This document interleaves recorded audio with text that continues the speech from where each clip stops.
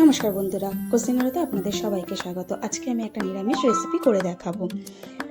আমি একটা পাত্রে জল গরম করেছি, তাতে একটুখানি লবণ দিয়েছি, দিয়ে সোয়াবিনগুলোকে সেদ্ধ করছি।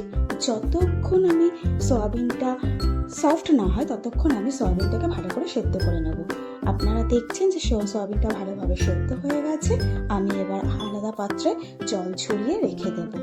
আমি কড়াইতে তেল গরম করেছি, আমি মাস্টার্ড অয়েল ইউজ করেছি। আপনি যদি মনে করেন বা আপনারা মনে করেন যে রিফাইন্ড অয়েল ইউজ করবেন, তাহলে সেটাও করতে পারেন। আমি ডুম করে আলুগুলোকে কেটে নিয়েছি, তারপর সেইগুলো ভেজে নেব।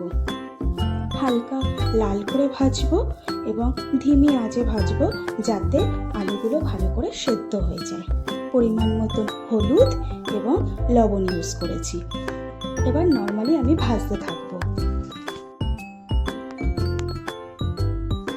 প্রায় আমার আলুগুলো ভাজা কমপ্লিট। এবার আমি আলুগুলো আমি অন্য পাত্রে তুলে নেব।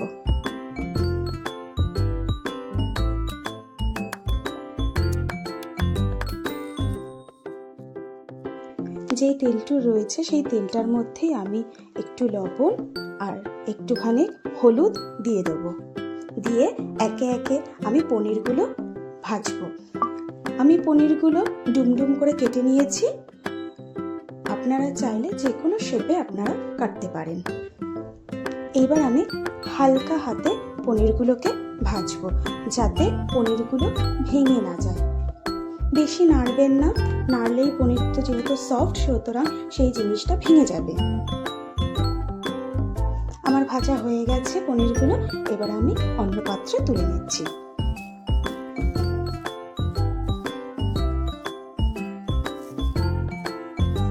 এবার সেই অবশিষ্ট তেলের মধ্যে আমি সয়াবিন দিয়ে দেবো। আপনারা বেশি তেল ইউজ করবেন না, কারণ প্রচুর পরিমাণে সয়াবিন তেল টানে। তো যতটুকু তেল থাকবে সেইটুখানিকের মধ্যেই সয়াবিনটা একটু ভাজার চেষ্টা করবেন। ওর মধ্যে একটুখানি আমি লবণ দিয়ে দেবো সয়াবিনের মধ্যে, দিয়ে এবার আমি ভালোভাবে ভাজতে থাকবো। আমি এবার মশলাটা তৈরি করে নেবো। একটা মিক্সিং জারের মধ্যে আমি আদা এবং 7-8টা মতন কাঁচা লঙ্কা নিয়েছি, ধনে গুঁড়ো, জিরে গুঁড়ো নিয়েছি, নিয়ে ভালোভাবে পেস্ট করে নিয়েছি। পাশে আমার সয়াবিনটা ভাজা হয়ে গেছে। আমি অন্য পাত্রে সয়াবিনটা তুলে নেব। কড়াইতে আমি তেল দিয়ে দেব, দিয়ে গোটা জিরে আমি দিয়ে হালকা ভাজতে থাকবো। ভেজে এবার আমি 2টো টমেটো, মিডিয়াম সাইজের 2টো টমেটো আমি ছোট ছোট করে কেটে নিয়েছি, ওগুলো দিয়ে দিয়েছি। এবার আমি ভালো করে টমেটোটা ভাজতে থাকবো। দেখুন টমেটোটা ভালো নরম হয়ে এসেছে। আমি যে মশলাটা করে রেখেছিলাম সেই মশলাটা ওর ভিতর দিয়ে দেবো। দিয়ে এবার কষতে থাকবো, আঁচটা লো ফ্লেমে দিয়ে। তার মধ্যে হলুদ দিয়ে দিলাম,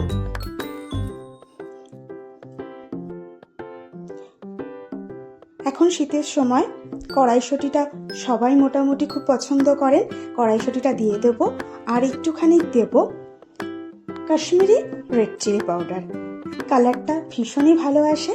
দিয়ে দেবো, দিয়ে ভালো করে নাড়তে থাকবো। নেড়ে আমি আলু আর সোয়াবিনটা আস্তে ওর ভিতর দিয়ে আবার আমি কষতে থাকবো মশলাটা। আর একটুখানি আমি মিষ্টির জন্য বাতাসাটা দিয়েছি। আপনারা চাইলে গুড় অথবা চিনিও ব্যবহার করতে পারেন।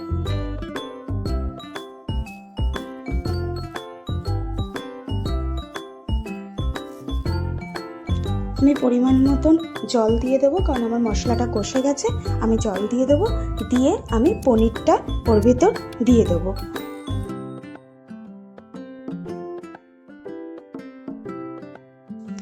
দেখুন আমাদের তরকারিটা প্রায় কমপ্লিট হয়ে গেছে। আমি গরম মশলা আর ঘি দিয়ে গ্যাসটা অফ করে আমি এটাকে ঢেকে দেব। আমার নিরামিষ পনির সোয়াবিন আলুর তরকারি কমপ্লিট।